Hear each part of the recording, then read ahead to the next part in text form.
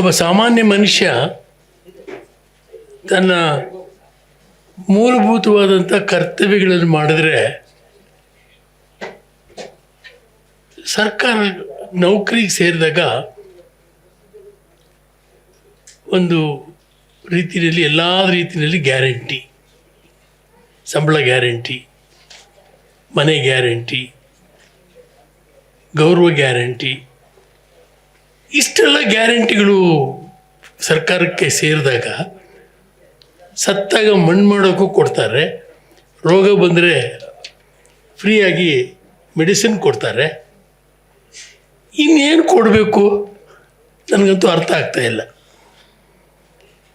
So ನನ್ನ ಸೌಭಾಗ್ಯಕ್ಕೆ ನನಗೆ ಅಪಾರವಾದಂಥ ಸ್ನೇಹಿತರು ಇಲ್ಲಿ ಭಾಳ ಜನ ಇದ್ದಾರೆ, ಭಾಳಷ್ಟು ಜನ ಸ್ನೇಹಿತರಿದ್ದಾರೆ. ನಾನು ಇವತ್ತು ಯಲ್ಲಪ್ಪ ರೆಡ್ಡಿ ಆಗಬೇಕಾಗಿದ್ದರೆ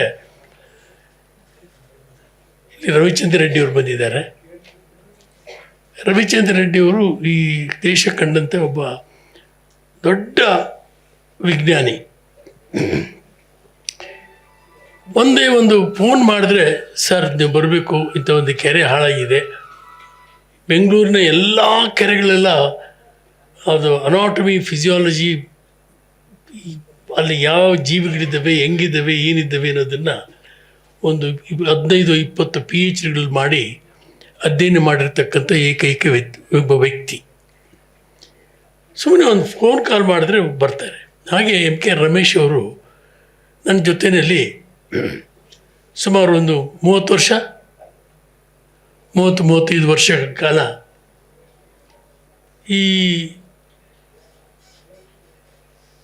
ದೇಶ ಅನ್ನೋದಕ್ಕೆ ನಾನು ಅಂತಾರಾಷ್ಟ್ರೀಯ ಮಟ್ಟದಲ್ಲಿ ಪರಿಸರದ ಬಗ್ಗೆ ಒಂದು ದೊಡ್ಡ ಸಾಧನೆ ಮಾಡಿರ್ತಕ್ಕಂಥ ಏಕೈಕ ವ್ಯಕ್ತಿ ಅಂದರೆ ಅಮೇರಿಕನ್ ಯೂನಿವರ್ಸಿಟಿನಲ್ಲಿ ಲೆಕ್ಚರ್ಸ್ ಮಾಡೋದಕ್ಕೆ ಅವ್ರನ್ನ ಡಿಮ್ಯಾಂಡ್ ಮಾಡಿ ಉಳಿಸ್ಕೊಂಡ್ರು.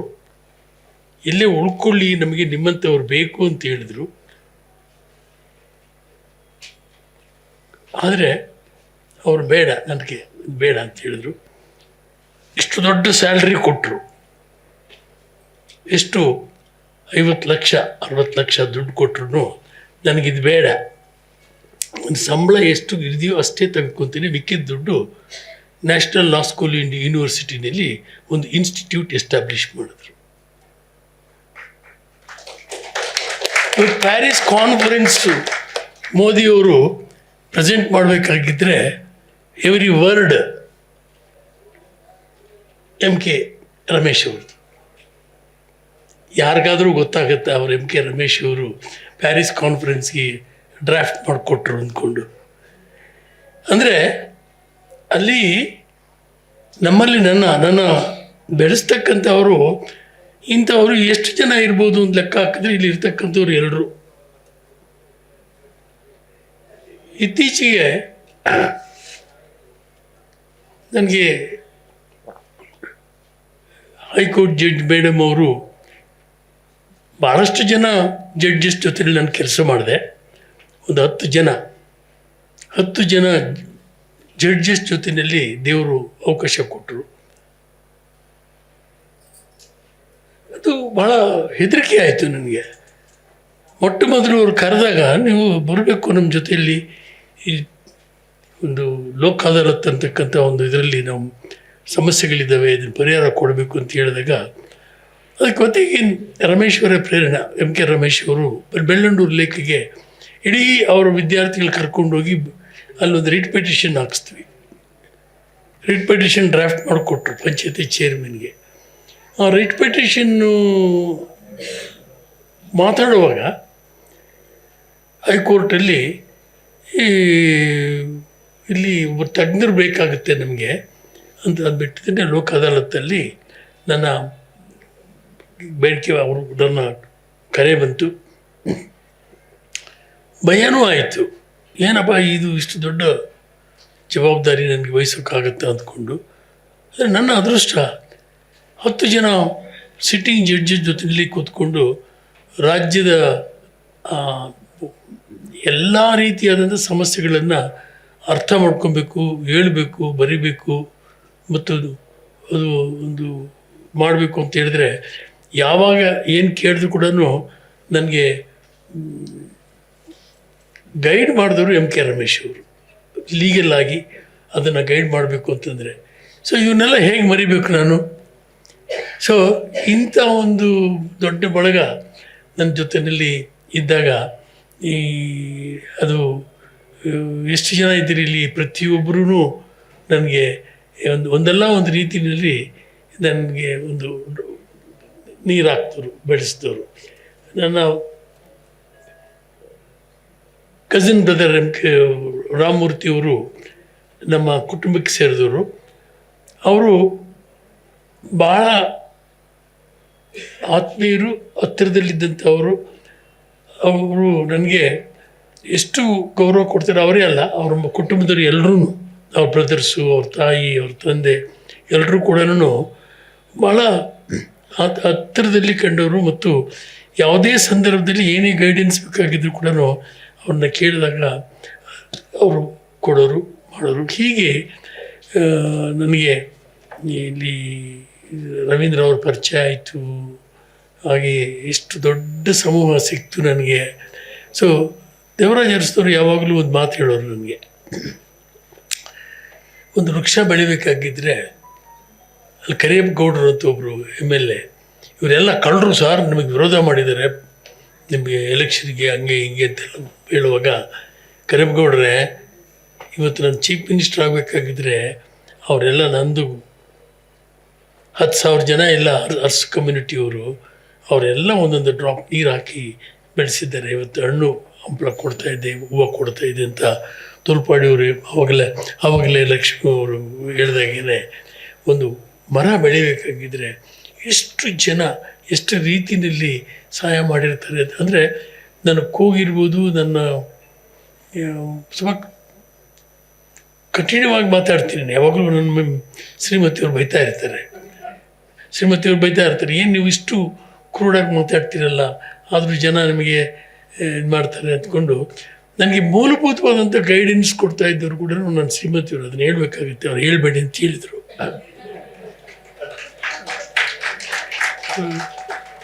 ಅವ್ರು ನನಗೆ ವಾರ್ನಿಂಗ್ ಕೊಟ್ಟಿದ್ದು ನನ್ನ ಬಗ್ಗೆ ಏನೂ ಹೇಳ್ಬಾರ್ದು ಅಂತ.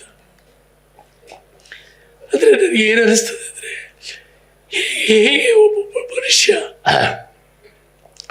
ಒಬ್ಬ ಮನುಷ್ಯ ಹೇಗೆ ಬೆಳೆಯೋಕ್ಕೆ ಅವಕಾಶ ಆಯಿತು ಅಂತಂದರೆ ಸಿಂಪಲ್, ಭಾಳ ಸಿಂಪಲ್. ಒಂದೇ ಒಂದು ಪ್ರಾಮಾಣಿಕತೆ ಇರಬೇಕು ಮತ್ತು ಜೀವನದಲ್ಲಿ ಸರಳ ಇರಬೇಕು. ಯಾವುದೇ ಒಂದು ದೊಡ್ಡ ಆಸೆ, ಮೆಟೀರಿಯಲಿಸ್ಟಿಕ್ ಪ್ರಪಂಚಕ್ಕೆ ಆಸೆ ಪಟ್ಟಿಲ್ಲ. ಸೊ ಇದರಿಂದ ನನಗೆ ಇವತ್ತು ನಾನು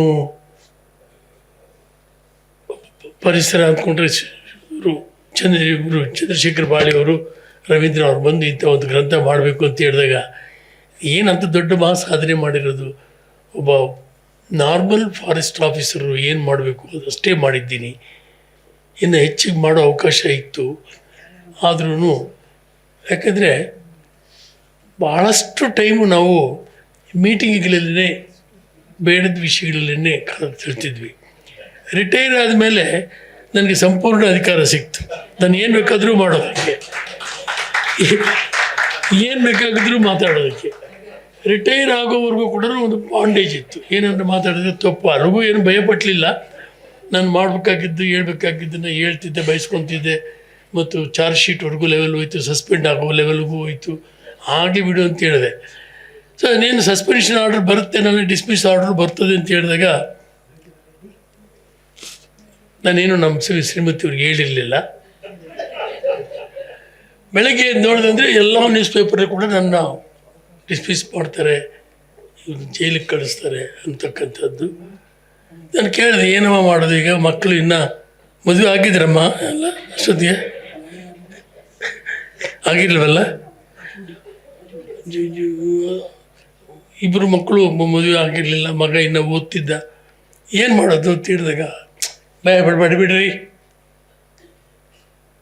4 ಮನೆ ಪಾತ್ರೆ ತೊಳೆದು ಸಾಕೊಂತೀರಿ, ಭಯಪಡಬೇಡಿ.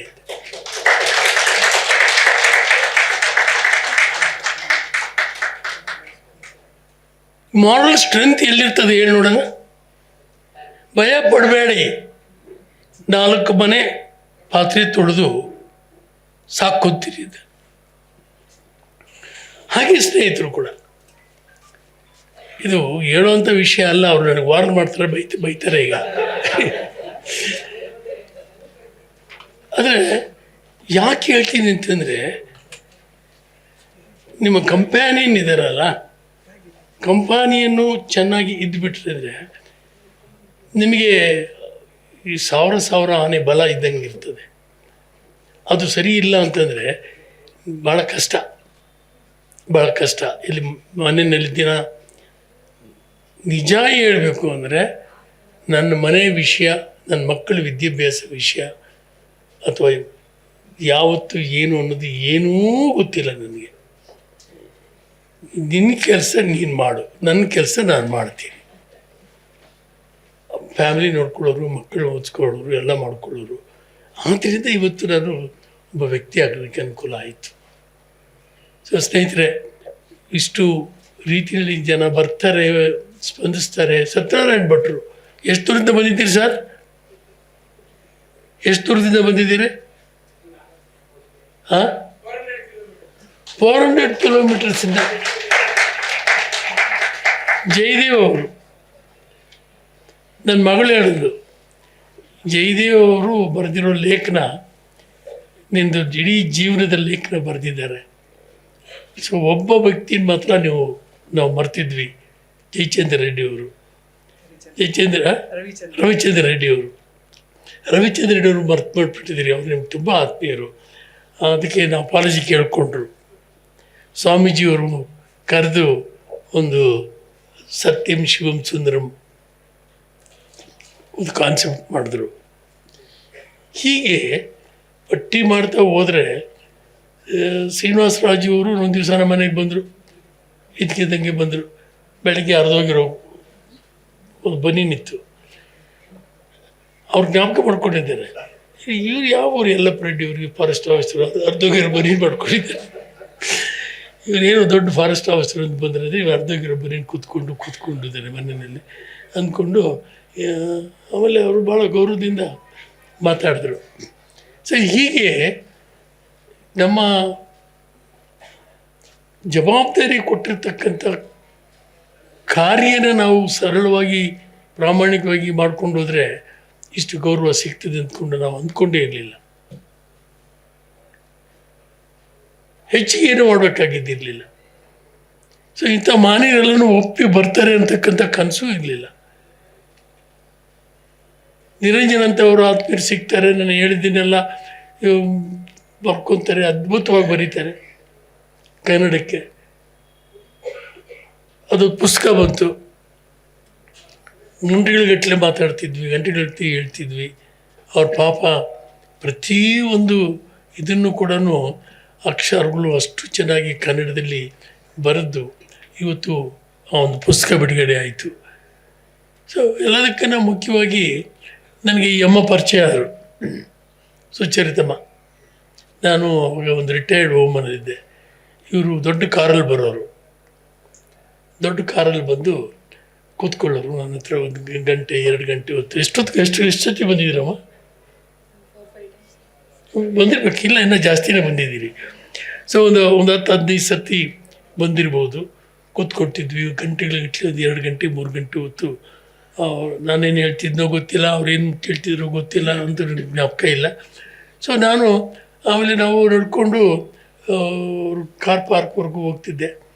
ಸೊ ಅಲ್ಲಿ ಕೆಲವ್ರಿಗೆಲ್ರಿಗೂ ಒಂದು ರೀತಿಯಲ್ಲಿ ಇದು ಈ ಅಮ್ಮ ಬರ್ತಾರೆ, ಇವರು ಹೋಗಿ ಅವ್ರಿಗೆ ಕಾರಲ್ಲಿ ಕೂರಿಸ್ತಾರೆ, ಬರ್ತಾರೆ. ಅಂದರೆ ಇಂಥ ಮಹಿಳೆಯರು ನಿಜ ಹೇಳಬೇಕು ಅಂದರೆ ಒಂದು 100 ಜನ ಮಹಿಳೆಯರಿದ್ದಾರೆ ನನ್ನ ಕೇಳಿಕೊಂಡು ಬಂದವರು. ವಿದ್ಯಾರ್ಥಿಗಳು ಒಂದು 1000 ಜನ ಇರ್ಬೋದು.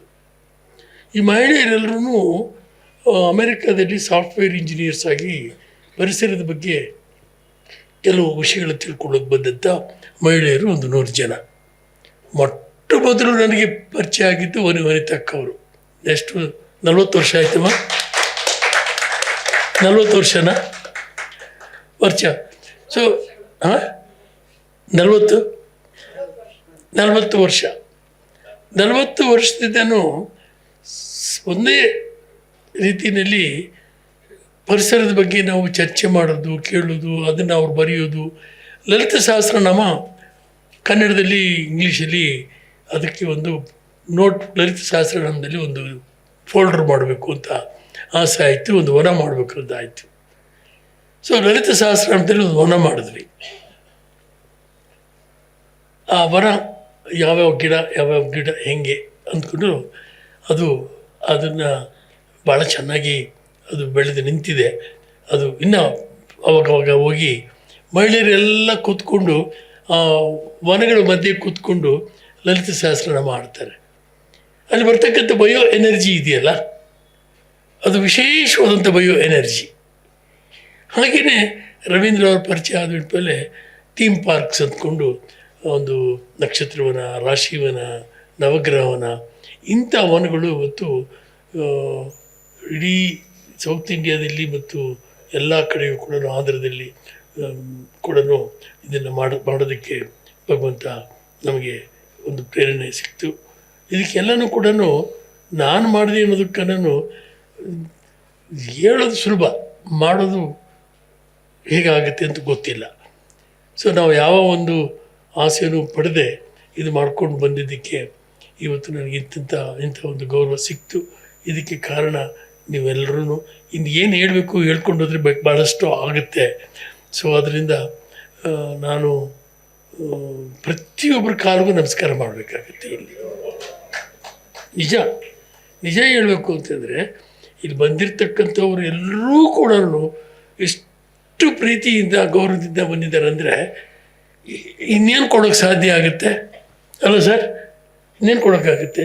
ಸಾಷ್ಟಾಂಗ ನಮಸ್ಕಾರ, ಅವ್ರಿಗೆ ಕಾಲಿಗೆ ನಮಸ್ಕಾರ ಮಾಡಬೇಕು ಅಷ್ಟೇ ಅಲ್ವಾ? ಅದಕ್ಕೆ ಅಲ್ಲ, ಆಶೀರ್ವಾದ ಸರಿಯೇ, ನಿಮ್ಮ ಆಶೀರ್ವಾದದಿಂದ ನಾನು ಬೆಳೆದಿರೋದು. ಸೊ ಆದ್ದರಿಂದ ಏನು ಹೇಳಬೇಕು ಅಂದರೆ ಪ್ರತಿಯೊಬ್ಬರಿಗೂ ಕೂಡ ಅದರಲ್ಲಿ ಲಿಂಗರಾಜ್ ಅವ್ರ ಜೊತೆಯಲ್ಲಿ ಇನ್ನೊಬ್ರು ಬಂದಿದ್ದರು, ಶ್ರೀನಿವಾಸ, ಎಲ್ಲಿದ್ದಾರೆ ಅವರು, ಶ್ರೀನಿವಾಸ ರೆಡ್ಡಿ ಅವರು, ಲಿಂಗರಾಜ್ ಅವರು. ಇವರು ಆ ಸ್ವಾಮೀಜಿನ ಪರಿಚಯ ಮಾಡಿಸಿದ್ರು. ಸ್ವಾಮೀಜಿನ ಪರಿಚಯ ಮಾಡಿಸಿ ಅಲ್ಲಿ ಒಂದು ಸುಮಾರಷ್ಟು ಎಷ್ಟು ಗಿಡ ಹಾಕಿದ್ವಿ ಶ್ರೀನಿವಾಸ ರೆಡ್ಡಿ ಅವರೇ?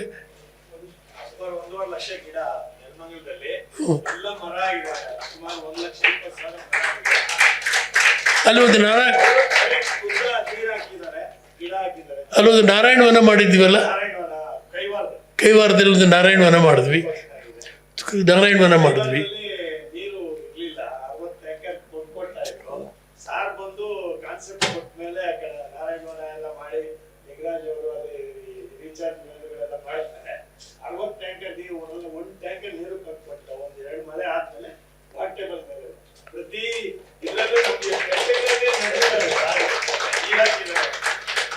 ಅಂದರೆ ಈಗ ನಾವು ಮಾಡೋಕ್ಕಾಗ್ತಿತ್ತ? ಅವ್ರ ಸ್ವಾಮೀಜಿಗಳು, ಅವ್ರ ಭಕ್ತಾದಿಗಳು ಅವರು ಎಲ್ಲ ಸೇರಿಕೊಂಡಿದ್ದಕ್ಕೆ ಅಲ್ಲೊಂದು ನಾರಾಯಣ ವನ ಆಯಿತು. ತಿರುಪತಿಯಲ್ಲಿ ಒಂದು ನಾರಾಯಣ ವನ ಆಯಿತು, ಅಲ್ಲಿ ಲಕ್ಷ್ಮೀ ವನ ಆಯಿತು. ಇತ್ತೀಚೆಗೆ ಒಂದು ನಕ್ಷತ್ರವನ ಅವರು ಸ್ವಾಮೀಜಿ ಆಂಧ್ರದಲ್ಲಿ ಮಾಡ್ತಾ ಇದ್ದಾರೆ. ಸೊ ರವೀಂದ್ರ ಅವರು ಒಂದು ವಾರದಿಂದಗಡೆ ಅಲ್ಲಿ ಒಂದು ನಕ್ಷತ್ರವನ, ಅಲ್ಲಿ ಒಂದು ಹೈ ಡೆನ್ಸಿಟಿ 1000 ಎಕರೆ ಇದೆಯಮ್ಮ. 1000 ಎಕರೆ ಬತ್ತಲೆ ಆಗಿರ್ತಕ್ಕಂಥ ಒಂದು ಅರಣ್ಯ ಇದೆ ಕೋರಿಬಿದನೂರಲ್ಲಿ. 1000 ಎಕರೆ ಇದೆ. ಆ 1000 ಎಕರೆನಲ್ಲಿ ಒಂದು 200-300 ಎಕರೆ ಇವತ್ತು ಅರಣ್ಯೀಕರಣ ಮಾಡೋದಕ್ಕೆ ಅವರು ಮುಂದಾದರು. ಅದು ನಮ್ಮ 2ನೇ ಅಳಿಯ ಸೋಮೇಶ್ ಬಂದಿದ್ದಾರಾ?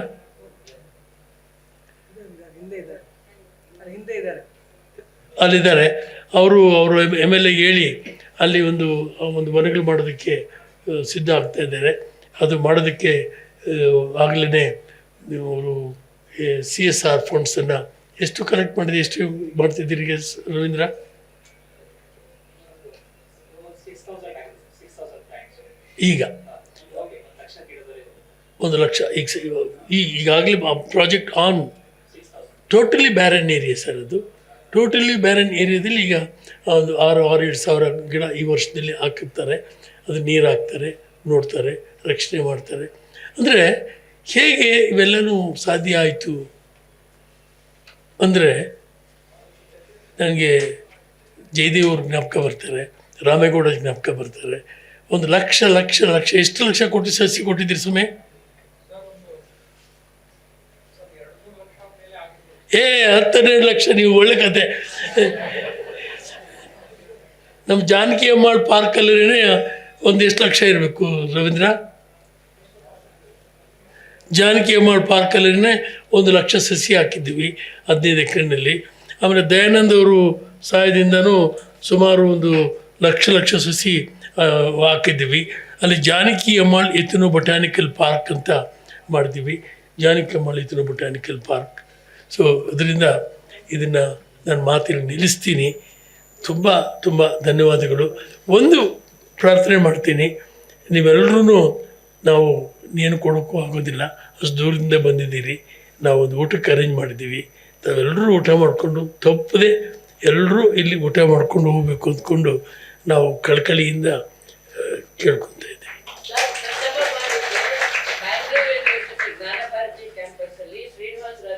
ಪ್ರಾರಂಭ ಮಾಡಿದ್ದು ನಾನು ಸಹ ಇದರಲ್ಲಿ ಗಿಡಗಳಿಂದ ಹಾಕೋದಕ್ಕೆ ಬಂದಿದ್ದು. ನಂತರ ಹೆಸರುಘಟ್ಟ, ಅದಾದ ನಂತರ ಜಕ್ಕಲ್ ಬಡಗು, ನಂದಿ ಬೆಟ್ಟ ಅಂತದನ್ನ ಬಹುಶಃ ನಾನು ನೆನಪು ಮಾಡಿದೆ. ಬಹಳ ಇದೆ. ಅಲ್ಲ, ಪ್ರಾರಂಭ ಆಗಿದ್ದು ಜ್ಞಾನ ಭಾರತಿ ಇಲ್ಲ, ಅದಕ್ಕನ್ನ ಮುಂಚೆನೆ ಕೆನರಾ ಸರ್ಕಲಲ್ಲಿ ಆಗಿದ್ದು, ಅಲ್ಲಿ ಪವಿತ್ರ ವನಗಳು ಮಾಡಿದ್ದು ಅದಕ್ಕನ್ನ ಮುಂದೆ. ಅದಕ್ಕೆ ಕೆನರಾ ಸರ್ಕಲಲ್ಲಿ ಪವಿತ್ರ ವನಗಳು ಮಾಡಿದ್ದು 1980ರಲ್ಲಿ. ಆಮೇಲೆ ಇಲ್ಲ ಆಯಿತು. ತುಂಬ ಧನ್ಯವಾದಗಳು.